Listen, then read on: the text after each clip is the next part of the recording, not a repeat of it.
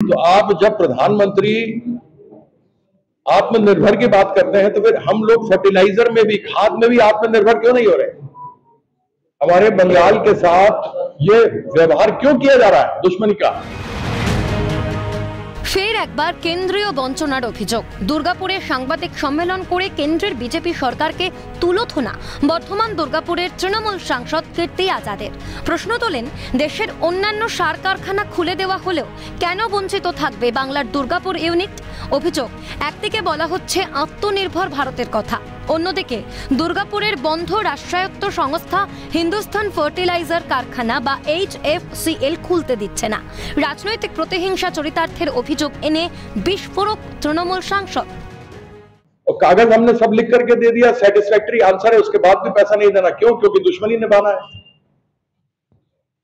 यह सबसे बड़ा प्रॉब्लम है नरेंद्र मोदी जी का और अमित शाह जी का, क्योंकि बंगाल जैसी जगह पे कभी जीत नहीं पाए, कभी जीत नहीं पाएंगे। 200 पार कर रहे थे, 100 नहीं कर पाए।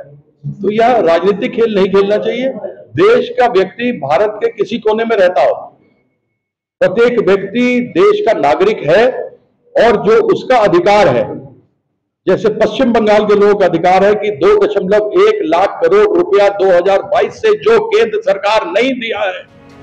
যদিও তৃণমূল সাংসদকে পাল্টা কটাক্ষ করে দুর্গাপুর পশ্চিমের বিজেপি বিধায়ক লক্ষণ ঘড়ুই বলেন, বাংলার সরকারের নেতিবাচক মনোভাবের জন্যই দুর্গাপুরের বন্ধ সার কারখানার দরজা খুলতে পারছে না কেন্দ্র।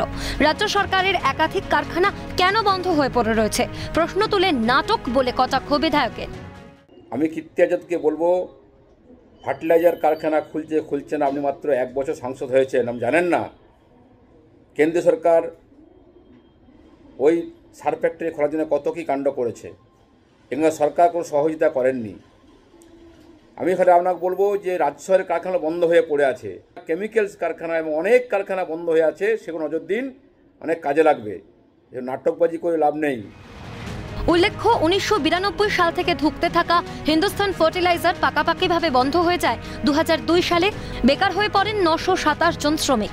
রাজ্য সরকার 1 টাকা দরে প্রায় 26,000 একরের মতো জমি দিয়েছিল এই কারখানা করতে।